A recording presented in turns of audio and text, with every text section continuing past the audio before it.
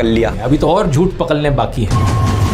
फिर आते हैं मेरे आम आदमी पार्टी के कनेक्शंस पर। इन गोदी यूट्यूबर्स की फेवरेट कंस्पिरेसी। तुझे करंट इसलिए लग रहा है क्योंकि तेरे मुंह में राम है और दिल में नाथू राम है। पोशम पा भाई पोशम पा, लाल किले में क्या हुआ, 100 रुपए की घड़ी चुराई, अब तो जेल में जाना पड़ेगा। ठीक है। नमस्कार दोस्तों, हरियाणा के हिसार डिस्ट्रिक्ट में एक गांव है राखीगढ़ी। यहाँ एक्सकवेशन हुई तो पता चला कि यहाँ 7-8 हजार साल पुरानी एक सिविलाइजेशन रहा करती थी। लेकिन कमाल की बात देखिए कि वो सिविलाइजेशन आज तक एल्विश यादव की गली तक नहीं पहुंच पाई, क्योंकि ये बेवकूफ आज भी अनसिविलाइज्ड है। कहीं गाली गलौज करना, कहीं मारपीट करना, नफरत फैलाना, नशे करना, युवाओं को बैटिंग की आदत लगवाना, लड़कियों को ऑब्जेक्टिफाई करना, ये सब इसके रोज के कारनामे हैं। और इसके क्रिंज कंटेंट को जब व्यूज ना मिले तो बीच बीच में ध्रुव राठी के ऊपर वीडियो बना लो। ये तो वैसे भी इन गोदी यूट्यूबर्स की निंजा टेक्निक है। मुझे लगता है कि ऐसे यूट्यूबर्स की बेवकूफी एक्सपोज करी जानी चाहिए जनता के सामने, ताकि लोगों को पता तो लगे अगर वो ऐसे यूट्यूबर्स को फॉलो करते हैं तो वो कितने बड़े बेवकूफों को फॉलो कर रहे हैं। हालांकि वो अलग बात है, इन यूट्यूबर्स को खुद कोई फर्क नहीं पड़ना, क्योंकि एल्विश जैसे बेशर्म लोग मानते हैं कि बदनाम हुए तो क्या हुआ, नाम तो होगा। अच्छा भी हुआ और बुरा भी हुआ। बुरा क्या क्या हुआ? बुरा यही हुआ कि मीम्स बन रहे थे, हंस रहे थे। ये तो अच्छी बात है, पब्लिसिटी होती है। पिछले वीडियो के बाद आप में से कुछ लोग मुझसे पूछ रहे थे कि मैं क्यों टाइम वेस्ट कर रहा हूं इस एक इंसान पर वीडियो बनाकर। बात कुछ ऐसी है दोस्तों कि यहाँ बात सिर्फ इसे एक इंसान की नहीं है। हमारे समाज में जितनी भी गलत चीजें हो रही हैं, मेरा मानना है कि ये एक एल्विश यादव की पर्सनैलिटी उन सब गलत चीजों का पर्सोनिफिकेशन है। ऐसे लोग हमारे समाज के लिए, देश के लिए एक बहुत बड़ा खतरा बन चुके हैं, और इस एक को सुधार दिया तो उसका असर हमें लाखों करोड़ों लोगों पर देखने को मिलेगा। तो आइए इस वीडियो के फर्स्ट हाफ में सबसे पहले इसके कुछ और झूठ पकड़ते हैं और सेकंड हाफ में इसे सुधारने का काम चालू करते हैं। थोड़ा अपना भी दिमाग लगा लो यार। अभी वीडियो खत्म नहीं हुई, अभी तो बहुत बची होगी। मुझे पता नहीं कितनी बड़ी वीडियो हो चुकी है अभी तक, बट अभी आएंगे और भी पॉइंट्स है। पिछले वीडियो में इसका बेवकूफी काउंटर 9 पर था, तो वहीं से कंटिन्यू रखते हैं। एल्विश कहता है कि मैंने अपने टेलीग्राम ग्रुप में पोर्नोग्राफिक कंटेंट शेयर किया। और एथिक्स की बात करने वाला हमारा ध्रुव भाई टेलीग्राम ग्रुप में पोर्नोग्राफिक कंटेंट शेयर करता था, जिसके चक्कर में टेलीग्राम ने इनका ग्रुप बैन कर दिया। देख एल्विश, हर इंसान के पास यहाँ एक चीज होती है जिसका नाम है दिमाग। अगर तू इस चीज का थोड़ा सा भी इस्तेमाल कर लेता तो अपने आप से पूछता कि आखिर मैं अपने टेलीग्राम ग्रुप में पोर्नोग्राफिक कंटेंट क्यों शेयर करना चाहूंगा, मुझे क्या मिलेगा ये करके। ऑब्वियसली ये चीज झूठ है और मैंने ऐसा कभी नहीं किया। कुछ साल पहले टेलीग्राम पे एक ये बड़ा कॉमन बग था। गूगल पर सर्च करके देख टेलीग्राम पोर्नोग्राफिक बग, रेडिट पर ढेर सारे लोग मिल जाएंगे जो इस चीज को लेकर कंप्लेन कर रहे हैं कि ऐसा क्यों हो गया, जबकि उन्होंने ऐसा कुछ भी नहीं किया था। एनीवेज, फिर एल्विश मेरी टीम की बात करता है। कहता है कि मेरी टीम में 3 लोग हैं। ये अपनी वीडियो लिखवाता है विजेता दहिया से, समझ रहे हो? वो एक मूवी डायरेक्टर है और इनकी टीम में 3 बंदे काम करते हैं, राहुल, अक्षय और मानव। इस चीज को लेकर कई इंटरव्यूज में मैंने बहुत बार बात करी और बार बार एक ही चीज कही है कि मेरी टीम में 10 से 15 लोग हैं। अरे बेसिक लिटरेसी चाहिए, कम से कम एक इंटरव्यू ही देख लेता मेरे ऊपर वीडियो बनाने से पहले। आपकी टीम कितनी बड़ी है? बने 50-100 लोग हैं? कितने लोग हैं? 50-100 तो नहीं है, 10 हैं, 10-11 हैं मैं कहूंगा। ऊपर से तुझे काउंटिंग करनी भी आती है, वो भी मैं सिखाऊं, क्योंकि पहले तू कहता है मेरा एक रिसर्चर है विजेता, फिर कहता है मेरी टीम में 3 लोग हैं, राहुल, अक्षय और मानव। तो ये 3+1 4 नहीं हो जाता? कम से कम काउंटिंग ही कर लेता। और कोई न्यूज चाहिए अपनी टीम के बारे में तो डू लेट मी नो। नहीं, और कोई न्यूज तो तू बाद में दियो, पहले तू 1 2 3 4 तक की काउंटिंग करना सीख ले। अपनी फिंगर्स का इस्तेमाल कर सकता है, 1 2 3 4, इससे आसान हो जाता है काउंटिंग करना। और सबसे कमाल की बात, बाकी टीम मेंबर्स के जो नाम इसने बताया वो भी गलत है। अच्छा आगे चले तो एल्विश कहता है कि मैंने एक फेक क्रिप्टो करेंसी कॉइन की प्रमोशन करी। इसको क्रिप्टो करेंसी का सी भी नहीं पता, उसके बावजूद ये लोगों के पैसे एक स्कैम क्रिप्टो में लगवा देता। चलिए इसका भी पूरा मामला क्लियर कर देते हैं। ये 3 साल पुरानी बात है, अक्टूबर 2021 की, जब मुझे इस कंपनी से ईमेल आई प्रमोशन के लिए। यहाँ स्क्रीन पर आप देख सकते हैं मैंने इस ईमेल का क्या रिप्लाई दिया। मैंने लिखा कि मुझे इस प्रोजेक्ट के पीछे के इन्वेस्टर्स कौन है वो जानने हैं, मुझे उनकी डिटेल्स चाहिए और मुझे ये डिटेल्स चाहिए कि इनमें कोई चाइनीज इन्वेस्टमेंट्स तो नहीं है, क्योंकि मैं चाइनीज कंपनीज को प्रमोट नहीं करता। फिर मैंने इनसे कहा एक कॉल करने को, तो इनके सीईओ ने मेरे साथ डायरेक्टली बात करी। इन्होंने मुझे बार बार अपने डॉक्यूमेंट्स दिखाकर रीअश्योर किया कि जो भी मैं प्रमोट कर रहा हूँ वो सही चीज है, और प्रूफ के तौर पर इन्होंने economic times, money control, NDTV profit जैसे अखबारों में इन्होंने जो एडवर्टोरियल्स छापे थे वो भी दिखाए। तीसरा ये प्रमोशन आया था एक ऐसी एजेंसी से जिसके को फाउंडर खुद इंडिया के पॉपुलर यूट्यूबर्स में से हैं। ये एक एस्टैब्लिश्ड एजेंसी है जिसके साथ सभी यूट्यूबर्स रेगुलरली काम करते हैं, तो इसकी वजह से भी मेरी रीअश्योरेंस बढ़ गई। लेकिन बात कुछ ऐसी है दोस्तों कि मैं हूं तो एक इंसान ही, एक बायोलॉजिकल ह्यूमन बीइंग हूं मैं। मेरे अंदर कोई डिवाइन एनर्जी नहीं है कि मैं अंतर्यामी बन जाऊं जिससे मुझे पता लग जाए कि इस कंपनी के साथ फ्यूचर में क्या होने वाला है। क्योंकि ये तो ऐसी बात हो गई जैसे कि शाहरुख खान और अमिताभ बच्चन एवरेस्ट के मसालों की ऐड करते हैं और बाद में जब खबर आती है कि इन मसालों में कैंसरस केमिकल्स पाए गए तो आप शाहरुख खान और अमिताभ बच्चन से पूछते हो कि ये ऐड क्यों करी आपने। हम नॉर्मल बायोलॉजिकल ह्यूमन बींग्स में फ्यूचर देखने की क्षमता नहीं होती अनफॉर्चुनेट। लेकिन जब मुझे लगा कि यहाँ पर कुछ गड़बड़ है तो मैंने इस ऐड को हटा दिया, सारे लिंक्स को हटा दिया अपने वीडियोज से और एक नया स्टैंडर्ड सेट किया अपने लिए। इसके बाद से मैंने अपने आप से कहा कि मैं आज के बाद से किसी भी क्रिप्टो करेंसी कंपनी की प्रमोशन नहीं करूंगा और तब से लेकर आज तक कभी भी नहीं करी। 3 साल हो गए इस बात को। किन कंपनीज की मैं प्रमोशन करता हूं, किन की नहीं करता, इनको लेकर जो मेरे स्टैंडर्ड्स है मैं ये ओपनली आपको बता सकता हूं। पहला, आज तक किसी भी बेटिंग, गैम्बलिंग या फैंटेसी ऐप की प्रमोशन मैंने नहीं करी क्योंकि मैं नहीं चाहता कि देश के यूथ को जुआ खेलने की लत लग जाए। इन बेटिंग एप्स में करोड़ों युवाओं का पैसा और समय बर्बाद होता है, लेकिन उससे भी बड़ा नुकसान है उनके मेंटल फ्रेम का डिस्टर्ब हो जाता है। दूसरा, कभी भी किसी गुटखा, पान मसाला, सिगरेट की प्रमोशन नहीं करी। तीसरा, किसी भी चाइनीज कंपनी की प्रमोशन नहीं करी। चौथा, किसी भी fast food, soft drink company की प्रमोशन नहीं करी जिससे हेल्थ पर हानिकारक इंपैक्ट पड़ता हो लोगों की। मैं जानता हूं कि करोड़ों लोग मुझे फॉलो करते हैं और किसी भी सेंस में, किसी भी एस्पेक्ट में इन करोड़ों में से किसी एक इंसान पर भी मैं बुरा असर नहीं डालना चाहता। मैं चाहता हूं कि और इन्फ्लुएंसर्स, एक्टर्स और यूट्यूबर्स मेरे से प्रभावित होकर यही सेम स्टैंडर्ड सेट करें ताकि समाज पर एक पॉजिटिव इंपैक्ट पड़ सके। और एल्विश जैसे लोग बिल्कुल दूसरे एक्सट्रीम में हैं जो पैसे का लालच दिखाकर कुछ भी बकवास प्रमोट कर देंगे। वर्ल्ड T20 चैंपियनशिप पे कोई आपका ओपिनियन मांगे तो भैया सीधा मना कर दो कि भैया हम ना दे रहे, हम देंगे पे और वहां पे जीतेंगे बढ़िया, ठीक है। एल्विश जिन कंपनीज को प्रमोट कर रहा है एग्जैक्टली इन्हीं कंपनीज से मुझे भी ऑफर आए हैं बार बार प्रमोशन के। 20-20 लाख रुपए तक इन्होंने ऑफर किए हैं, लेकिन मैं अपना जमीर नहीं बेच सकता। इसी चीज को मैंने डिटेल में इस वाले वीडियो में समझाया है, अगर आपने नहीं देखा है तो इसका लिंक नीचे डिस्क्रिप्शन में। और एल्विश, इसी चीज की बात मैंने अपने YouTube कोर्स में भी करी है। मैंने देखा पिछली बारी डिस्काउंट देने के बाद भी तूने कोर्स लिया नहीं, चल ऐसा करते हैं तेरे लिए डिस्काउंट थोड़ा और बढ़ा देते हैं। अब एल्विश 40 की जगह एल्विश 420 कूपन कोड इस्तेमाल कर। इससे 420% ऑफ तो नहीं मिलेगा क्योंकि वो पॉसिबल नहीं होता, उतनी मैथ्स में जाने की जरूरत नहीं है, वो तुझे समझ में नहीं आएगा। इससे 42% ऑफ मिलेगा, तो देख ले, अच्छा मौका है। और दोस्तों, अगर आप भी इंटरेस्टेड हो, आपके लिए भी अच्छी अपॉर्चुनिटी है। मैं आपको कुछ रिव्यूज दिखाना चाहूंगा लोगों के जिन्होंने इस कोर्स को अभी तक लिया है, कितना बढ़िया फीडबैक रहा है उनका। मैंने आज ही अपना आपका ये कोर्स फिनिश किया है, बहुत अच्छा लगा। इसमें मैंने काफ़ी चीज़ें सीखी है, जैसे ideas for niche topic. All the aspects which can be there for a YouTuber are there in terms of how to grow, how to earn, what are the stresses, what are the challenges. And the best part was कि इस course में पूरी तरह से आपने अपनी life journey को connect किया है। मतलब जितने भी एग्जांपल्स आपने दिए हैं वो आपके खुद के एग्जांपल्स थे। You are among the best in the business, which is why I decided to learn from a young teacher like you. मुझे नहीं लगता इस कोर्स को खरीदने के बाद मुझे कोई और कोर्स खरीदने की जरूरत पड़ेगी। इस कोर्स से एक चीज मेरे को सीखने को मिला जो मैं काफी सालों से कंफ्यूज था ये सब चीज लेके। फर्स्ट एंड फॉल मेरा नीश, सेकंड कैसे क्या करना, कैसा टाइमिंग। स्पेशली आपका काइंड मास्टर हैक जो है उसका, वो मुझे बहुत अच्छा लगा। ये देश का शायद से सबसे पहला इतना डिटेल्ड कोर्स है जो आपको स्टेप बाय स्टेप सिखाता है कि कैसे आप YouTube को अपनी पार्ट टाइम जॉब या फुल टाइम करियर बना सकते हैं। इसमें 0 to 100 सब कुछ सिखाया गया है इस करियर के बारे में, और आपको स्पेसिफिकली 20 अलग अलग नीश के एग्जांपल्स भी बताए गए हैं। ऐसी फील्ड्स जिनमें मुझे लगता है कि एक सक्सेसफुल YouTube चैनल बनाया जा सकता है, लेकिन आज के दिन उन फील्ड्स में कोई YouTube चैनल एग्जिस्ट नहीं करता। तो अगर आप इंटरेस्टेड हैं, इस QR कोड को स्कैन कर सकते हैं या फिर लिंक नीचे डिस्क्रिप्शन में भी मिल जाएगा, और कूपन कोड है एल्विश 420। टॉपिक पर वापस आए तो एल्विश मेरी DW के साथ भी कोई नई कंस्पिरेसी बनाने की कोशिश करता है। DW और ध्रुव राठी का एक कोलैब आता है। जिसको DW के बारे में नहीं पता तो DW के ऊपर एक वीडियो अपलोड होती है, एक डॉक्यूमेंट्री अपलोड होती है जिसके अंदर वो दिखाते हैं कि कैसे इंडिया के अंदर हिंदूज मुस्लिम्स को अटैक करते हैं, और जैसे सारी न्यूज पोर्टल्स करते हैं एक साइड की स्टोरी दिखाते हैं, तो हमारे DW ने भी एक साइड की दिखाई।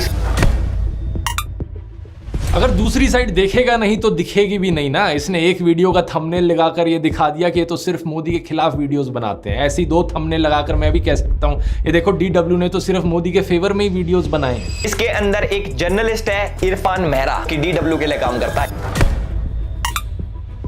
एक बार फिर से अनपढ़ एल्विश को नाम पढ़ना नहीं आया। इनका नाम इरफान मेहरा नहीं, इरफान महराज है। एक जे आता है एंड में। पूरे वीडियो में ये मेहरा मेहरा मेहरा करते रहता है। बराबर ही तो है, सब बराबर है। बराबर ही तो नहीं है एल्विश, सब बराबर नहीं होता। ये पता किस किस के लिए काम करता है? ये काम करता है DW के लिए, TRT के लिए, द अरब के लिए, द अरब के लिए। पूरी दुनिया में द अरब नाम का कोई मीडिया हाउस एग्जिस्ट नहीं करता। शायद से द न्यू अरब बोलना चाह रहा था यहाँ पर, लेकिन कोई नहीं। जब आदमी इतना अनपढ़ होता है तो गलती हर सेंटेंस में होती है। इंडिया के खिलाफ कंडा फैलाने के लिए टर्किश इंटेलिजेंस एजेंसी और पाकिस्तान इंटेलिजेंस एजेंसी ISI ने साथ मिलकर TRT स्टार्ट किया है। हाय राम, एक बार फिर से ये अनपढ़ एल्विश पढ़ नहीं पाया। मुझे तो डाउट होता है कि इसने स्कूल से पास आउट भी किया या नहीं किया, क्योंकि इसके आर्टिकल में कहीं नहीं लिखा जो इसने पीछे दिखा रखा है कि आईएसआई ने साथ में मिलकर टर्की के टीआरटी वर्ल्ड शुरू किया है। आर्टिकल में लिखा है टर्की इंटेलिजेंस एजेंसी और आईएसआई साथ में मिलकर एक प्रोपेगेंडा टीम शुरू कर रहे हैं टीआरटी वर्ल्ड के थ्रू। ये नहीं कि टीआरटी वर्ल्ड ही शुरू कर रहे हैं। अब वो अलग बात है दोस्तों कि आर्टिकल भी फर्जी है, क्योंकि ये फर्जी न्यूज वेबसाइट ने लिखा है, यानी कि गोदी वेबसाइट ने। लेकिन उसकी बात किसी और वीडियो में करेंगे, नहीं तो बहुत लंबा खिंच जाएगा। एंटी इंडिया लिखो, प्रोपोगेंडा फैलाओ, प्रोपोगेंडा फैलाओ। प्रोपोगेंडा नहीं एल्विश, प्रोपेगेंडा होता है नहीं। हाँ, एनआईए ने इरफान मेहरा को लास्ट ईयर अरेस्ट करा था क्योंकि इसके तार आतंकवादी, ये जो क्या कहते हैं संगठन, इनके साथ जुड़े हुए थे भाई। ये जितने भी बड़े बड़े अलकायदा पलकायदा होते हैं ना भाई, यार उनके साथ काम कर रहा था। अलकायदा पलकायदा, यार तू कुछ भी बकवास किए जा रहा है जो तेरे मन में आ रहा है। नहीं, इरफान महराज कभी अलकायदा के साथ काम नहीं कर रहा था। इनफैक्ट इरफान महराज का जो अरेस्ट किया है एनआईए ने, उसे पॉलिटिकली मोटिवेटेड बताया गया है कई सारे इंटरनेशनल ग्रुप्स के द्वारा। इन्हें यूएपीए के अंडर अरेस्ट किया गया है, एक ऐसा अरेस्ट जिसका कन्विक्शन आज तक साबित नहीं हुआ है। इंटरनेशनल ह्यूमन राइट्स वॉच ने भी कहा है कि इंडियन गवर्नमेंट को इन्हें तुरंत रिलीज कर देना चाहिए। ये एक गलत अरेस्ट है। वैसे अरेस्ट से याद आया एल्विश, तू भी कुछ महीने पहले रो रहा था कि तेरा अरेस्ट हो गया, मीडिया वाले तेरे खिलाफ गलत खबरें चला रहे हैं, और तू खुद यही काम कर रहा है आज यहाँ पर। मैं नहीं जानता कि तेरा ये जो स्नेक वेनम वाला केस है, गमला चोरी वाला केस है, इसमें कितनी सच्चाई है, वो तो कोर्ट में साबित हो जाएगा। लेकिन अगर तेरे खिलाफ कोई फर्जी केस निकला और फिर भी पुलिस वालों ने तुझे अरेस्ट कर लिया, तो फिर मत रोइयो, क्योंकि तेरे को बचाने कोई ह्यूमन राइट्स वॉच नहीं आएगा। गोदी मीडिया भी तेरे फेवर में खबरें नहीं चलाता है। वैसे मीडिया किसी की सगी नहीं है भाई। इसलिए कहावत सुनी है ना, जिनके घर शीशों के होते हैं वो दूसरों पर पत्थर ना फेंका करे। प्रॉब्लम यह है कि तू दूसरों का दर्द नहीं समझ सकता, तुझे बस दूसरों को रोस्ट करना, एंटी नेशनल घोषित करना आता है। और जब यही चीज तेरे साथ होने लग जाए तो तू रोना शुरू कर देता है। कमाल की बात यह है दोस्तों कि ये इस सब से मेरा क्या कनेक्शन जोड़ने की कोशिश कर रहा था। ये कहता है कि इरफान महराज डीडब्ल्यू के लिए आर्टिकल्स लिखता था और मैं डीडब्ल्यू के लिए ट्रैवल वीडियोस बनाता हूं। ये है हमारा कनेक्शन। बताओ क्या लॉजिक है ये। तू बिग बॉस में गया था, डॉली बिंद्रा भी बिग बॉस में गई थी। तेरे लॉजिक से तो डॉली बिंद्रा और तू जिगरी दोस्त हो गए। ठीक है, फिर आते हैं मेरे आम आदमी पार्टी के कनेक्शंस पर, इन गोदी यूट्यूबर्स की फेवरेट कंस्पिरेसी। देखो वैसे एक बेवकूफी काउंटर तो इसका भी बनता है। ये बंदा पूरा वीडियो बना रहा है मेरे ऊपर, लेकिन मेरे नाम की स्पेलिंग ढंग से लिखनी नहीं आई इसे। राठी में मैं आई करके नहीं, डबल ई करके लिखता हूं। 21 दिसंबर 2014 को इसने आम आदमी पार्टी के लिए गाना बनाया, 5 साल केजरीवाल। एल्विश, किस एंगल से मैं तुझे सिंगर लगता हूं कि मैं आम आदमी पार्टी के लिए गाना बनाऊंगा, वो भी आज से 10 साल पहले। इस गाने को जरा सर्च करके देख ले यूट्यूब पर डाल के। 5 साल केजरीवाल गाना एक्चुअली में फेमस बॉलीवुड सिंगर विशाल डडलानी ने बनाया है। असलियत में मैंने इस गाने का सिर्फ एक री एडिट बनाया था आउट ऑफ पैशन। इस चीज पर बात मैंने स्टोरी ऑफ माय लाइफ वाले वीडियो में भी करी थी। कैसे 2011-12 में एक ऐसा समय था जब यूपीए सरकार के खिलाफ भ्रष्टाचार के बहुत से इल्जाम लगे थे। उस समय इंडिया अगेंस्ट करप्शन आंदोलन हुआ, जिसमें अन्ना हजारे और अरविंद केजरीवाल ने पार्टिसिपेट किया, और इसी आंदोलन की वजह से मेरा इंटरेस्ट आया पॉलिटिक्स में। कुछ सिनिकल लोगों ने कहा कि आंदोलन तो कोई भी कर ले, अगर हिम्मत है तो लोग पॉलिटिक्स में क्यों नहीं आते। इसके बाद आम आदमी पार्टी बनी। दिल्ली के लोगों को भी नई पार्टी से उम्मीद दिखी, और इसी रीजन से फरवरी 2015 की इलेक्शंस में उन्हें 70 में से 67 सीट्स मिली। उस समय उनके पास बड़ी बड़ी कंपनियों के द्वारा दिया गया हजारों करोड़ का चंदा नहीं था, आम लोग ही उन्हें पॉलिटिकल फंडिंग दे रहे थे। क्योंकि मैं इस चीज को लेकर बड़े पैशनेटली फील करता था, तो मैंने ओपनली उन्हें सपोर्ट किया और वॉलंटियर किया उनके लिए अपनी एडिटिंग स्किल्स का इस्तेमाल करते हुए। मैं उस समय एक स्टूडेंट था, अपनी इंजीनियरिंग की पढ़ाई कर रहा था जर्मनी में, तो जो फ्री टाइम था उसमें मैंने कुछ ग्राफिक डिजाइनिंग करके इनके लिए पोस्टर्स बनाए और 1-2 गानों की एडिटिंग करी। लेकिन नोट करने वाली बात यह कि ना तो किसी ने मुझे कहा यह करने को, ना किसी ने मुझे पैसे दिए ये करने के लिए, और ना मैं कभी ऑफिशियली या अनऑफिशियली पार्टी का मेंबर था। जो मैंने किया अपनी मर्जी से किया, अपने पैशन के बल पर किया। 2017-18 तक भी आपको मेरी फेसबुक पोस्ट मिल जाएंगे, यूट्यूब वीडियोस मिल जाएंगे, जहां पर मैं उन्हें सपोर्ट कर रहा हूं ताकि उन्हें फुटेज मिल सके, भारत की राजनीति में एक नई पार्टी सरवाइव कर सके। अगर कल को किसी दूसरी स्टेट में फिर से कोई नई पार्टी खड़ी हुई जिसको लेकर मुझे लगा कि ये ईमानदार है और इसके पॉलिटिक्स में आने से देश की राजनीति पर एक पॉजिटिव इंपैक्ट पड़ेगा, तो इस बात में कोई दो राय नहीं है कि फिर से मैं ओपनली अपना सपोर्ट जताऊंगा। लेकिन इस सब से मेरा कोई पर्सनल फायदा होगा या मेरा कोई पर्सनल फायदा हुआ आम आदमी पार्टी को सपोर्ट करने से, रत्ती भर भी नहीं। कई लोगों ने अफवाह फैलाई कि मेरा कोई रिलेटिव आम आदमी पार्टी में है, ये चीज सरासर झूठ है। मैं ना किसी पॉलिटिकल पार्टी का मेंबर था, ना कभी किसी पॉलिटिकल पार्टी से पैसे लिए, और ना ही मेरी फैमिली में कोई किसी भी पॉलिटिकल पार्टी का मेंबर है। अब एल्विश तू चाहे तो तुझे एफिडेविट पर लिख कर दे देता हूँ, वो अलग बात है कि तुझे एफिडेविट पढ़ना नहीं आएगा। वैसे अगर आम आदमी पार्टी से पैसे मिल रहे होते मुझे तो खुद ही सोचकर देखो दोस्तों, क्या वो पार्टी एक्सपेक्ट नहीं करती कि जिस तरीके से गोदी इन्फ्लुएंसर्स नरेंद्र मोदी की चरण वंदना करते हैं, मैं भी इसी तरीके से रोज ट्विटर पर अरविंद केजरीवाल के गुणगान करूं। मैं भी कहूं कि केजरीवाल जी जैसे आप एनर्जी से बात करते हैं, काश उसकी 1% एनर्जी से मैं भी बात कर पाऊं। कि 1% एनर्जी से अगर हम बात कर पाए तो फिर हम उस मैसेज को thank you sir. Arvind Kejriwal को मैं दिल्ली का पापा कहने लग जाऊं। Just to say father of the country is an analogy like a fatherly figure. कहूं कि ताल ठोक कर हमारे दिल्ली सीएम को डिफेंड करूंगा। सुनिए, ताल ठोक कर करूंगी देश के प्रधानमंत्री को डिफेंड। अर्नब की तरह वीडियो में पूछने लग जाऊं, केजरीवाल नहीं तो और कौन? Modi versus who, Modi versus who, Modi versus who. और अपने ट्विटर यूजर नेम पर लिख लूं केजरीवाल का परिवार और आम आदमी पार्टी के लिए वोट की अपील करूं। लेकिन इतने सालों में दोस्तों, क्या आपने मुझे ऐसा कुछ भी कहते हुए सुना? एल्विश तो बीजेपी नेता स्मृति ईरानी के साथ फोटो पोस्ट करते हुए लिखता है कि वो एनर्जी से भरी हुई है, ह्यूमरस माइंड वाली है। ये प्रधानमंत्री मोदी के बारे में लिखता है कि वो राम भक्त राष्ट्र भक्त मोदी है। इस ट्वीट में एक बार फिर से चरण वंदना करी है मोदी की। लोग मेरे को बोलते थे बीजेपी का दल्ला है, लेकिन एल्विश के हिसाब से मुझे पैसे मिलते हैं और इसकी चाटुकारिता के लिए बीजेपी से कोई पैसे नहीं देती। आगे ये कहता है कि मेरी ऑडियंस पाकिस्तानी है, क्योंकि 50% जनता इनकी पाकिस्तान से आती है, जो हमारे देश पे मेरे हिसाब से कुछ असर नहीं डालती।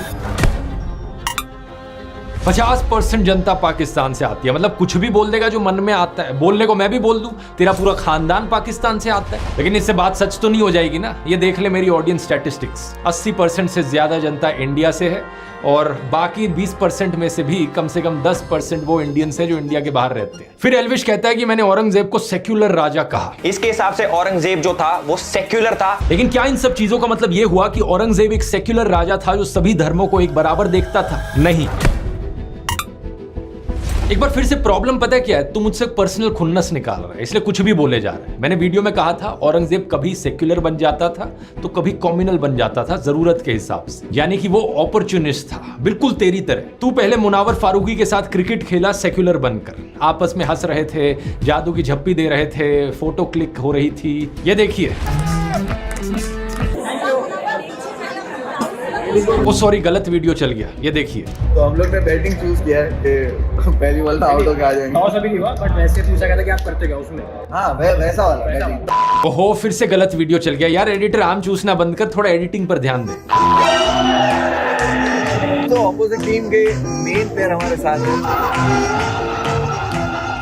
एक ट्विटर यूजर ने इस चीज को पॉइंट आउट करके कहा कि एल्विश तू तो हिंदू विरोधी गद्दार निकला। अब इस पर एल्विश कह सकता था कि भाई जो भी मामला था उस पर मैंने मुनावर से बात करी, उसने जो कहा था उसका ऐसा कोई इरादा नहीं था, वो जोक दरअसल बॉलीवुड के एक गाने पर था, लेकिन फ्लो में उसने कुछ खराब भाषा का इस्तेमाल किया, इसके लिए वो पहले से ही माफी मांग चुका है। एल्विश कह सकता था कि हिंदू धर्म नफरत करना नहीं सिखाता, माफ करना सिखाता है। अपनी नफरत को और अपने अहंकार को थोड़ी देर के लिए किनारे रख के उससे 1 घंटे बात कर लेना, फिर नफरत कर नहीं पाओगे और ज्यादा। लेकिन अब क्रिकेट मैच तो खत्म हो चुका था और एल्विश को अपनी नफरत की दुकान भी चलानी थी। तो एल्विश ने किया क्या? उसने सफेद झूठ बोलना शुरू कर दिया कि वो तो बस क्रिकेट मैच था, ऐसे ही मैं चला गया, मैं तो बस मुनावर को चिढ़ा रहा था। यानी कि जरूरत के हिसाब से सेक्युलर से तू कम्युनल बन गया, और जब बाद में फिर से क्रिकेट मैच आ गया तो तू फिर से सेक्युलर बन गया। मतलब तू बिल्कुल औरंगजेब की तरह था, जहां कम्युनल होकर फायदा मिले वहां कम्युनल, जहां सेक्युलर होकर फायदा मिले वहां सेक्युलर। बिल्कुल एक नंबर का अवसरवादी, यानी कि अपॉर्चुनिस्ट। सच बात तो यह है कि तेरी खुद की कोई विचारधारा ही नहीं है, तेरी कोई आइडियोलॉजी नहीं है, तू जो भी करता है सिर्फ पैसे और फेम के लिए करता है। अभी से ट्विटर पर ट्रेंड कर रहा है एल्विश और मुनव्वर को जो कैप्टन है वर्सेस करके चल रहा है, क्या कहना चाहोगे? पर्सनल ऐसा कुछ नहीं है, और जितना सोशल मीडिया पे चलता है, सोशल मीडिया पे प्यार इतना है, मैं तो चाहता हूँ कि सभी लोगों को मैं बोलूँ पॉजिटिविटी फैलाओ। फिर एल्विश ने कहा कि पीएम मोदी के बारे में मैंने डिक्टेटर वाली वीडियो क्यों बनाई? ये देखो, प्रधानमंत्री मोदी तो मीम शेयर कर रहे हैं। मोदी जी ने अपना मीम शेयर किया था कि मुझे तो मजा आता, तो मुझे नहीं लगता कि एक डिक्टेटर ऐसा करता होगा, या फिर जो डिक्टेटर बनना चाहता हो वो ऐसा करता होगा। ये तो वही बात हो गई कि आपको कोई कहे कि शराब पीने से हार्ट डिजीज का रिस्क बढ़ता है, लिवर खराब हो जाती है आपकी, लेकिन आप कहो कि भाई शराब इतनी भी हानिकारक नहीं है, क्योंकि देखो शराब पीने से फीवर नहीं होता। दारू नहीं रे बाबा, दवाई है। कोई सेंस बना इस बात का? जो मैंने 10 एग्जांपल्स गिनवाए देश में बढ़ रही डिक्टेटोरियल टेंडेंसीज के, उनका क्या? जब मोदी हटाओ देश बचाओ के पोस्टर्स चिपकाने पर 6 लोगों को गिरफ्तार कर लिया जाता है, 140 से ज्यादा सांसदों को सस्पेंड कर दिया जाता है, ईडी जैसी सेंट्रल एजेंसीज का वेपनाइजेशन किया जाता है, तब जवाब में क्या आता है कि ये देखो पीएम मोदी ने मीम शेयर कर दिया। और वैसे इस मीम में था भी क्या? प्रधानमंत्री मोदी का एक कार्टून कार्टून स्टेज पर डांस कर रहा था। इसमें कुछ अरेस्ट करवाने जैसा था क्या? इसे एक मीम को शेयर करने पर कोई अगर नरेंद्र मोदी को महान मानने लगे तो उस इंसान की चाटुकारिता का जो लेवल है ना वो अलग ही होगा। लोग मेरे को बोलते थे बीजेपी का दल्ला है, क्योंकि बस गूगल करके देख लो कितनी बार लोगों को अरेस्ट किया गया है नरेंद्र मोदी की आलोचना करने के लिए। इतनी लंबी लिस्ट मिल जाएगी। लेकिन एल्विश के हिसाब से ये सब ठीक है और असली डिक्टेटर तो ध्रुव राठी है। मजाक नहीं कर रहा है, ये मुझे डिक्टेटर घोषित करने की कोशिश कर रहा है क्योंकि मैंने कुछ गालीबाज बदतमीज ट्रोल्स को ब्लॉक कर दिया ट्विटर पर। मैं बताता हूँ डिक्टेटर कौन हो। डिक्टेटर होते हो भाई तुम। अगर किसी का अलग ओपिनियन है तो वो जरूर दे, लेकिन बदतमीजी एक ओपिनियन नहीं होता। जिन ट्रोल्स के स्क्रीनशॉट एल्विश ने शेयर किए उन स्क्रीनशॉट्स में भी आप उनकी भद्दी भाषा का सैंपल देख सकते हैं। मैंने उनका ट्विटर अकाउंट गायब नहीं कर दिया ट्विटर से, मैंने उनको ब्लॉक किया सिर्फ मुझे फॉलो करने से। इसका ऑफलाइन वर्जन होगा कि कोई आपसे रियल लाइफ में बदतमीजी से बात करता है तो आप उससे बात करना बंद कर देते हैं। इस बेवकूफ एल्विश के हिसाब से ये डिक्टेटरशिप है मेरी। यूट्यूबर रमित वर्मा ANI और इसकी एडिटर स्मिता प्रकाश के ऊपर एक एक्सपोजिव वीडियो बनाते हैं तो स्मिता प्रकाश का ANI 3 कॉपीराइट स्ट्राइक्स मारता है और रमित का YouTube channel official being human मुश्किल से बच पाता है। ये होता है असली फ्रीडम ऑफ ओपिनियन का दबाया जाना। एल्विश खुद कभी किसी होटल की लॉबी में किसी को थप्पड़ मारते हुए दिखता है तो कभी अपने दोस्तों के साथ ले जाकर एक इन्फ्लुएंसर को मारते पीटते हुए दिखता है। कभी ये सोशल मीडिया पर कहता है एक इंसान को टैग करके कि उसको गालियां दो डैश डैश डैश। एक समय पर एक गोदी इन्फ्लुएंसर ने कहा था ध्रुव राठी जिन मीडिया आउटलेट्स के न्यूज आर्टिकल्स दिखाता है उनको फांसी दे देनी चाहिए। कपिल मिश्रा जैसे बीजेपी नेता ने इस वीडियो को खुलकर सपोर्ट भी दिया था। लेकिन एल्विश के हिसाब से ये सब ओके है और अगर अपनी प्रोफाइल पर आप दोस्तों कुछ गालीबाज ट्रोल्स को ब्लॉक कर दो वो डिक्टेटरशिप हो जाती है। लोग मेरे को बोलते थे बीजेपी का दल्ला है। एक सो कॉल्ड धर्म संसद में जेनोसाइड के नारे लगाए जाते हैं लेकिन एल्विश को इससे कोई एतराज नहीं होता क्योंकि इसकी खुद की मानसिकता भी उसी टाइप की है। जरा इसकी ट्विटर प्रोफाइल पर जो कवर पिक लगी है उसे देखो। जानते हो किस फिल्म का स्क्रीनशॉट है? एक बॉलीवुड फिल्म के सीन का स्क्रीनशॉट है। फिल्म का नाम है शौर्य जो हिंदी नाटक कोर्ट मार्शल और Hollywood film a few good main से इंस्पायर्ड है। जिसकी फोटो एल्विश ने लगाई है ये कैरेक्टर फिल्म में कोई हीरो नहीं है बल्कि विलन है। ब्रिगेडियर प्रताप जिसके मुस्लिम सर्वेंट जमील ने कम्युनल क्लैशेस के दौरान उसके परिवार को खत्म कर दिया था। तब से उसके मन में सभी मुसलमानों के प्रति नफरत थी और वो सभी मुसलमानों का सफाया कर देना चाहता था। इसलिए वो अपने जूनियर मेजर राठौड़ को ऐसा करने के लिए कहता था वरना ये लोग हमें खा जाएंगे। मयूर विहार के सैकड़ों घरों को खा जाएंगे ये लोग। फिल्म के आखिर में जब ये रिवील होता है तो इंडियन आर्मी ब्रिगेडियर प्रताप को ड्यूटी से रिलीव कर देती है, केस चलाने का ऑर्डर देती है और गिरफ्तार कर लेती है। तो बेसिकली ये फिल्म हमारी इंडियन आर्मी के ऑनर और प्रिंसिपल्स को दिखाती है कि जो भी ऑफिसर आर्मी के प्रिंसिपल्स पर कलंक लगाता है उसे टॉलरेट नहीं किया जाएगा। जैसे कि 2018 का न्यूज आर्टिकल देखिए। बीजेपी नेता और उस समय के असम के मुख्यमंत्री सर्बानंद सोनोवाल ने एक जनरल कोर्ट मार्शल वर्डिक्ट को वेलकम किया जिसमें कि एक मेजर जनरल सहित 7 आर्मी पर्सनल्स को 1994 फेक एनकाउंटर के लिए लाइफ इंप्रिजनमेंट की सजा सुनाई गई। उन्होंने कहा कि इससे लोगों का जुडिशरी और आर्मी में विश्वास मजबूत होगा। हमारी इंडियन आर्मी का मोटो है दोस्तों सेवा परमो धर्म। लेकिन इस बेवकूफ एल्विश की आर्मी इंडियन आर्मी की ऑनर एथिक्स और प्रिंसिपल्स को कहां समझेगी? ये तो पूरी दुनिया के मुसलमानों के खून के प्यासे हैं। इससे तो सांप भी डरता है कि कहीं ऐसा जहरीला इंसान हमें ही ना काट ले। और मैं चीजों को एग्जैजरेट नहीं कर रहा हूं दोस्तों, इसका एक और उदाहरण दिखाना चाहूंगा। पिछले साल अक्टूबर में इजराइल पर हमास का आतंकी हमला हुआ जिसमें 350 इजरायली मारे गए। इस पर मैंने एक वीडियो बनाया था यहाँ पर। उसके बाद इजराइल ने अटैक किया। अब तक गाजा में 17 लाख लोग बेघर हो चुके हैं। 37,000 से ज्यादा लोग मारे जा चुके हैं। युद्ध के इंटरनेशनल रूल्स जैसी चीज को इजराइल ने बहुत पहले ही छोड़ दिया। हॉस्पिटल्स पर भी अटैक हुए हैं। रिसेंटली एक हमला हुआ राफा शहर में एक टेंट कैंप पर जहां 45 लोग मारे गए। इसमें आधे से ज्यादा औरतें, बच्चे और बूढ़े थे। इस मैसेकर पर ग्लोबल आउटरीच देखने को मिली। यूनाइटेड नेशंस के सेक्रेटरी जनरल ने कहा कि गाजा में कोई सेफ जगह नहीं है, यह हॉरर रुकना चाहिए। पेरिस में 10,000 लोगों ने इजरायली एम्बेसी के बाहर डेमोन्स्ट्रेशन किया। अमेरिका के नेशनल सिक्योरिटी काउंसिल स्पोक्सपर्सन ने कहा कि इजराइल को सिविलियंस को प्रोटेक्ट करने के लिए प्रिकॉशंस लेनी चाहिए। इजिप्ट, सऊदी अरेबिया, कतार, आयरलैंड, जर्मनी, फ्रांस सब ने एक स्टेटमेंट जारी करी है और ऑल आइज ऑन रफा वाली ये एक AI इमेज ऑलमोस्ट 5 करोड़ लोगों ने सर्कुलेट करी। बहुत से इंडियन सेलिब्रिटीज हैं जो इंडियन सोशियो पॉलिटिकल इश्यूज पर बोलने की हिम्मत नहीं जुटा पाते, लेकिन अच्छी बात है कि कम से कम इस पर तो बोल पाते हैं। हमारे देश की सरकार ने भी ऑफिशियल स्टेटमेंट दी कि हम पैलेस्टीनियन स्टेटहुड को सपोर्ट करते हैं और साथ ही साथ राफा के कैंप में सिविलियन लाइव्स का हार्ट ब्रेकिंग लॉस गहरी चिंता का विषय है। इस सब के चलते खुद इजरायली मिलिट्री ने भी कहा कि नॉन कॉम्बैटेंट्स यानी जो लोग लड़ नहीं रहे थे उनको नुकसान पहुंचाने पर हम खेद प्रकट करते हैं। इजराइल के प्राइम मिनिस्टर ने भी इसे एक ट्रैजिक एक्सीडेंट कहा और इजराइल ने इसकी इन्वेस्टिगेशन की बात करी। लेकिन एल्विश ट्विटर पर कवर पिक लगाकर खुल्लम खुल्ला जाहिर करता है कि वो दुनिया भर के मुसलमानों के खून का प्यासा है। उसने ऑल आइज ऑन रफा वाली इमेज को मॉर्फ करते हुए लिखा ऑल आइज ऑन पीओके। अब ये सही बात है कि पाकिस्तान ऑक्यूपाइड कश्मीर में और इनफैक्ट पाकिस्तान में भी हिंदू, सिख, ईसाई और एथिस्ट जैसी माइनॉरिटीज पर अत्याचार होते रहे हैं। मैंने अपने पुराने वीडियोस में इनकी बहुत बार बात करी है। लेकिन इस बात का क्या सेंस बना कि पीओके में जुल्म हो रहा है तो रफा में लोगों को मरने दो? ऐसा तो नहीं है कि रफा के उन बच्चों ने पीओके में अत्याचार किए? क्या एल्विश जैसे गोदी इन्फ्लुएंसर्स ये नहीं कह सकते कि हम हर जगह इनजस्टिस के खिलाफ हैं? चरण वंदना करने वाले गोदी यूट्यूबर्स बात करते हैं सेलेक्टिव आउटरीच की, लेकिन गोदी इकोसिस्टम के बेशर्मों तुमसे ज्यादा सेलेक्टिव है कोई? जब मैंने ये वीडियो बनाई थी मैंने खुलकर कहा था इसमें कि चाहे कोई हिंदू हो, मुस्लिम हो, क्रिश्चियन हो, चाहे एथिस्ट हो, हर जगह जहां भी अन्याय हो रहा है मैं उसके खिलाफ हूं। लेकिन मैं चैलेंज करता हूं इन गोदी इन्फ्लुएंसर्स को ये बोलकर दिखा दें। सच बात यह है कि ये हर अन्याय के खिलाफ नहीं है, इनके मन में नफरत भरी हुई है एक कम्युनिटी को लेकर, और उस कम्युनिटी के खिलाफ ये लोग दिन रात जहर उगलते हैं। लेकिन इसका मतलब ये नहीं कि अपनी कम्युनिटी की चिंता करते हो। इस उम्मीद को तो छोड़ ही दीजिए कि एल्विश कभी किसी मुसलमान औरत के खिलाफ हो रहे अत्याचार पर आवाज उठाएगा। ये हिंदू औरतों के लिए भी आवाज नहीं उठाएगा अगर इसे अपना बेनिफिट ना दिखे तो। जैसे कि मणिपुर का एग्जाम्पल लेकर देख लीजिए, इतने समय से लोग मर रहे हैं वहां, पूरा देश शॉक्ड है इसको लेकर, लेकिन एल्विश यादव को इससे कोई मतलब नहीं। 250 दिन तक कश्मीरी पंडित स्ट्राइक पर बैठे रहे, क्या एल्विश ने आवाज उठाई? नहीं। कश्मीरी पंडितों की बात ये गोदी इकोसिस्टम सिर्फ तभी करता है जब मुसलमानों को बीच में इन्वॉल्व करना हो। याद रखिए दोस्तों, जब नौकाली में दंगे हुए थे वहां हिंदुओं को बचाने के लिए महात्मा गांधी गए थे, गोडसे नहीं गया था। हिंदू हो या मुसलमान, उन्हें बचाने का काम महात्मा गांधी करते थे और नफरत फैलाने का काम करता था नाथूराम गोडसे। ये गोदी इकोसिस्टम वाले सिर्फ और सिर्फ नफरत की पॉलिटिक्स से प्रभावित हैं। जिस दिन अयोध्या में बीजेपी हार गई, ये अयोध्या के हिंदुओं को भी गालियां देने लगे। गाजियाबाद पुलिस ने ऐसे 2 लोगों को गिरफ्तार किया। इनमें से एक शख्स तो वो था जिसने कन्हैया कुमार को रैली में थप्पड़ मारा था।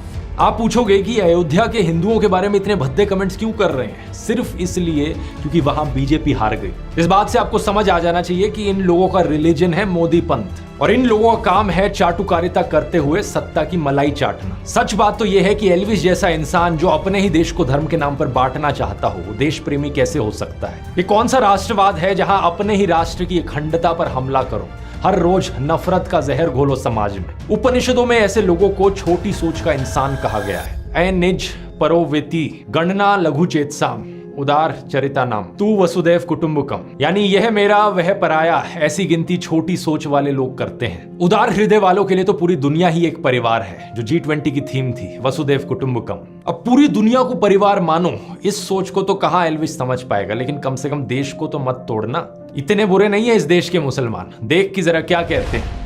नरेंद्र मोदी जी कहते हैं ना कि भाई मुसलमान आ जाएंगे तो ये हो जाएगा। मैं कहता हूँ एक भी मुसलमान को आप नौकरी मत दो, आप देश के तमाम हिंदुओं को नौकरी दो, हम लोग ठेली लगा लेंगे, ठीक है ना? आप मेरे तमाम हिंदू भाइयों को नौकरी दो, लेकिन दो तो सही। हमारा भी कर्तव्य है मुसलमानों का, सिख का, ईसाई का, कि अपने भाई को खतरे से बाहर निकाले। हाँ नहीं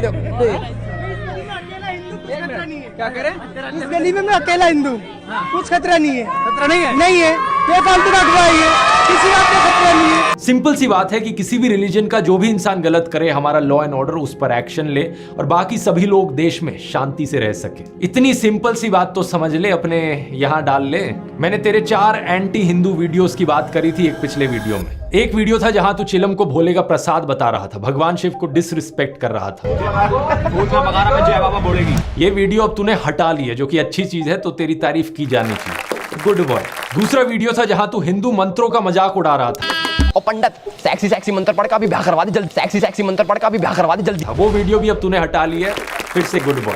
लेकिन 2 और तेरी मैंने वीडियोस बताई थी। एक जहां तू पीछे जय श्री राम लिखकर कहता है कि ये ऐप इंस्टॉल करो, यहाँ कैडी स्ट्रीमर्स मिलेंगी, स्वाद आ जाएगा, तूने कहा। बहुत सारे लोगों से दोस्ती कर सकते हो, चाहे इंडिया के हो, बाहर के हो। 17 मिलियन से ज्यादा होस्ट है और भाई बहुत कैडी स्ट्रीमर्स है, मतलब स्वाद आ जाएगा तुम्हें। इस पार्ट को तूने अभी तक हटाया नहीं है, तो इस पार्ट को रिमूव कर दे। भगवान राम का पीछे नाम लिखकर ऐसी छिछोरापंती करना अच्छा नहीं होता। एक चौथी वीडियो है जो सबसे प्रॉब्लमेटिक है, जहां तू हनुमान चालीसा का मजाक उड़ा रहा है। जय हनुमान ज्ञान गुण सागर जय कपीस लोक उजागर रामदूत अतुलित बलधामा अंजनी पुत्र पवन सुतनामा। ये वीडियो तूने अभी तक नहीं हटाई है, तो इसका लिंक मैं नीचे डिस्क्रिप्शन में डाल देता हूं। टाइम कोड है 550 से लेकर 608, 851 से लेकर 905। अब इस वीडियो को देखने के बाद इस पार्ट को ट्रिम कर दियो। अब अगली बात यह है कि तू भगवान राम की तस्वीर तस्वीर लगाकर एक हुडी बेच रहा है, धर्म के नाम पर अपना बिजनेस चला रहा है। प्रॉब्लम वाली बात यह है कि तू हिंदू धर्म के शास्त्रों के साथ छेड़छाड़ कर रहा है। आचार्य प्रशांत बता चुके हैं, मैंने भी कई वीडियोस में बताया है कि धर्म हिंसा तथैव च, ये लाइंस किसी हिंदू स्क्रिप्चर में कहीं नहीं कही गई है, कहीं नहीं लिखा हुआ है धर्म हिंसा तथैव च। और इससे आपके रोंगटे भी खड़े हो जाने चाहिए कि ये कौन सी सेंट्रलाइज्ड कॉन्स्पिरेसी यूनिट है जो इतनी बड़ी बड़ी साजिशें करती है कि जो बात धर्म ग्रंथ में लिखी भी नहीं हुई है उसको संस्कृत में लिख करके उसको चारों तरफ व्हाट्सएप से और दूसरे जरियों से फैला देती है। तो या तो तू मुझे दिखा दे कि किसी हिंदू स्क्रिप्चर्स में ये लाइंस लिखी गई हैं, या फिर इस हुडी को अपनी क्लोथिंग लाइन से हटा दे, नया डिजाइन करवा लियो जिसमें एक्चुअली में हिंदू स्क्रिप्चर्स की लाइनें लिखी हो अपने हुडी पर। अब मैंने भगवान राम के ऊपर वीडियोस बनाए तो तुझे करंट लग गया। हमारे ध्रुव भाई इतने बड़े राम भक्त है। तुझे करंट इसलिए लग रहा है क्योंकि तेरे मुंह में राम है और दिल में नाथूराम है। ये जो तेरे दिल में नाथूराम गोडसे है ना, इसको बाहर निकालना है। तेरे दिल को शुद्ध करने की जरूरत है। इसमें उपनिषद की वसुदेव कुटुंबकम की हिंदू टीचिंग्स डाल। अब बातें तो और भी बहुत सी हैं करने की, लेकिन ये वीडियो काफी लंबा हो रहा है। खासकर तेरी मिसोजिनी के बारे में अभी ज्यादा बात करी नहीं है। किसी औरत को तू मजाक में चुड़ैल कहता है, भाई देख लो भाई चुड़ैल। तो फिर एक वीडियो में कहता है कि ये लड़कियां मजे लेने वाली नहीं होती। लड़कियां देख के तुम्हें मजा आ जाएगा, नहीं मजा करने वाली लड़कियां तो नहीं है भाई। कार लेने जाता है तो तुझे ये समझ नहीं आता कि सेल्स गर्ल भी किसी की बहन बेटी होती है। अपना पेट पालने के लिए नौकरी कर रही है, तो इसका मतलब ये नहीं कि तू और तेरे दोस्त उस पर वल्चर्स की तरह नजरें गाड़ने लगे। कम से कम आंटी से ही शर्मा लेता। कहता है कि माँ ये कटारिया तो रशियन से चिपट गया। आज तो फुल अयासी करिए, कटारे रसियन के चिपट रहा हूँ। कभी सोचा कि आंटी इतना ऑकवर्ड महसूस कर रही हैं? ओवरऑल ये जो वीडियो है इसमें बहुत कुछ सोक इन करने के लिए होगा तेरे लिए। तू ज्यादा कंफ्यूज ना हो जाए, इसलिए क्लियर कट सिंपल भाषा में 10 टास्क तेरे को देना चाहूंगा। ये 10 चीजें कर ले ताकि तू अपने फॉलोअर्स को सुधार सके और हम साथ में मिलकर समाज को और देश को सुधार सके। नंबर 1, नफरत फैलाना और देश को तोड़ना बंद कर। इस नरसंहार समर्थक कैरेक्टर की कवर पिक को हटा दे अपनी ट्विटर प्रोफाइल से और स्वामी विवेकानंद या डॉक्टर अब्दुल कलाम जैसे किसी संत रूपी इंसान की तस्वीर लगा। फिर ट्वीट कर भारतीय एकता जिंदाबाद, तब जाकर फिर खुद को राष्ट्रवादी कहना। नंबर 2, जनता की, देश के यूथ की आवाज तू उठाए। ये तुझसे एक्सपेक्ट कर नहीं सकता, शायद तेरे लिए ज्यादा हो जाएगा, तो कोई बात नहीं, लेकिन बेटिंग एप्स को प्रमोट करना बंद कर दे। ये सारी घटिया एप्स देश के यूथ को गलत दिशा में ले जा रही हैं। अगर तुझे स्पॉन्सर चाहिए एक बारी मुझे पर्सनल मैसेज कर दियो, मैं तुझे स्पॉन्सर्स लाके दूंगा। नंबर 3, जो एंटी हिंदू वीडियोस हैं तेरे चैनल पर, भगवान राम का नाम लेकर जो छिछोरापंथी करने वाली वीडियोस हैं और हनुमान चालीसे का मजाक उड़ाने वाली वीडियोस हैं, उन पोर्शंस को क्लिप कर दे अपने वीडियोस से। ये तो कोई बड़ी बात नहीं है। नंबर 4, जिस हुडी पर तूने हिंदू स्क्रिप्चर्स को डिस्टॉर्ट किया है उसको रीडिजाइन कर ले, उस वाली हुडी को हटा दे और एक ऐसे कोट का इस्तेमाल कर जो एक्चुअली में हमारे हिंदू स्क्रिप्चर्स में हो। नंबर 5, एक ये तेरी वीडियो है होली पर भांग पीकर सेट हो गए, उस वीडियो को हटा दे। अगर तुझे नशा करना है तो तू कर ले, तेरी मर्जी है, लेकिन देश के यूथ को इस गलत डायरेक्शन में मत लेकर जा। नंबर 6, जिस वीडियो में तू और तेरे दोस्त उस सेल्स गर्ल के बारे में नॉनसेंस बात कर रहे हैं वो घिनौना वीडियो हट जाना चाहिए। ये फ्रीडम ऑफ एक्सप्रेशन नहीं होता जहां किसी छिछोरे एक्सप्रेशन के साथ तुम किसी लड़की की डिग्निटी पर अटैक करने लगो। नंबर 7, क्लास 7 की मैथ्स की टेक्स्ट बुक उठा और उसमें परसेंटेज का जो चैप्टर है एक बार उसे रिवाइज कर ले। भाई खुद क्या दिखा रहे हो तुम? खुद बहुत सच चीजें दिखा रहे हो। तुम गोल्ड का रेट जो वर्ल्ड लेवल पे होता है अब हमारी सरकार के हाथ में थोड़ी है। गूगल कर कि गोल्ड का रेट कैसे डिसाइड होता है, इससे तुझे समझ में आएगा कि गोल्ड का भाव डिसाइड होने में सरकार का क्या रोल होता है। ये वाला आर्टिकल सामने आएगा, इसको एक बार पढ़ लियो, क्योंकि देख बेवकूफ होना कोई बड़ी बात नहीं होती। प्रॉब्लम तब होती है अगर किसी इंसान को उसकी बेवकूफी का एहसास ही ना हो। नंबर 8, मैंने देखा कि तूने गालियां देनी कम कर दी हैं। जो वीडियो तूने मेरे ऊपर बनाया था उसमें एक भी गाली नहीं थी। बहुत ही अच्छी बात है, गुड बॉय। अब अपनी एल्विश आर्मी को भी रील बनाकर या ट्वीट करके कहे कि ये माँ बहन की गंदी गालियां आज से देना बंद कर दो। वो 295 गाने में एक लाइन है ना कि तेरी माँ और उसकी माँ में फर्क कुछ नहीं। ये अक्ल उन्हें थोड़ी लेट मिलेगी, लेकिन तुझे थोड़ी अक्ल आ गई है इस मामले में। इसलिए अब अपनी एल्विश आर्मी को भी सिखा। वो मानेंगे नहीं मानेंगे वो उनकी मर्जी है, लेकिन तू कोशिश तो कर अपनी तरफ से। नंबर 9, हथियारों को ग्लैमराइज करने वाले और लड़कियों को ऑब्जेक्टिफाई करने वाले तू बहुत गाने बना चुका है। अगला गाना किसी अच्छी चीज पर बना। ये हनी सिंह और बादशाह टाइप के गानों से जो गंदगी फैलती है, इसकी जगह कुछ पॉजिटिव कंट्रीब्यूशन कर भारतीय संस्कृति में।